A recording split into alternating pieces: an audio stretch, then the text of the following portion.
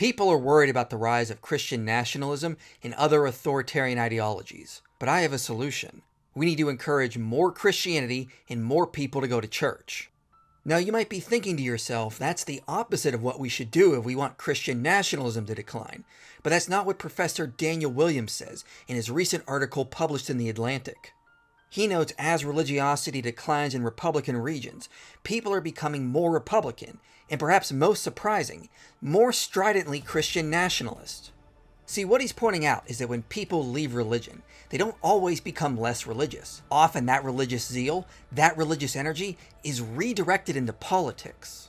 And so instead of traditional religions, we get political religions. The political ideology becomes the new god, and the new savior is whatever charismatic politician is currently in the spotlight. As sociologist Philip Gorski said, loose from its religious moorings, religious nationalism floats free of the ethical tether of Christian ethics and drifts even further in the direction of secular messianism and political authoritarianism. Now, there's actually some data behind this because a study in 2021 found that in the US, Christian nationalism was found among the least churched individuals. And another study done in Europe found that radical right-wing parties tend to advertise themselves as defending Christian identity and values, but they're unlikely to attract religious Christian voters. So if you want to stop right-wing authoritarianism from rising, the best way to probably do it is to make the world more Christian. In the Atlantic article, Williams notes that when people leave religion, they often become more polarized and more entrenched in their political views. In fact, churches can be depolarizing institutions because being a part of a religious community often forces people to get along with others, including others with different political views. And there is research that shows that Christian religiosity seems to make people more compassionate and tolerant. Sociologist Kenneth Vaughn found that when it comes to immigration, religious service attendance is associated with more generous policy preferences.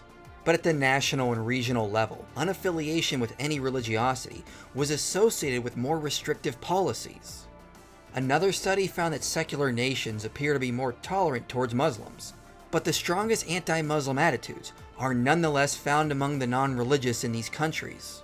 Greater religiosity was also found to be associated with more compassion and self-control, confirming what we read in this Atlantic article. In fact, Professor Williams also says that churches may channel people's efforts into charitable work or form community outreach that have little to do with politics.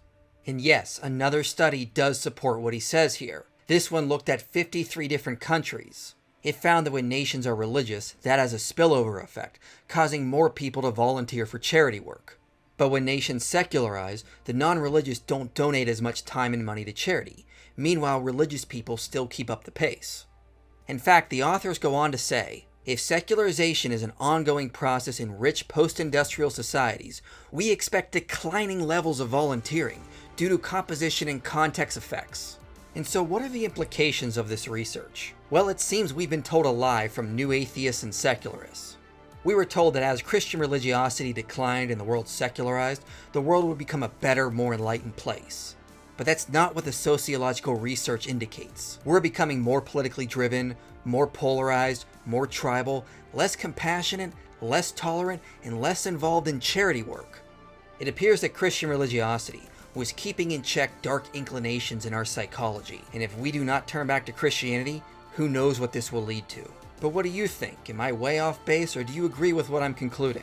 Let me know in the comments below, and check out these longer videos where I cover even more research.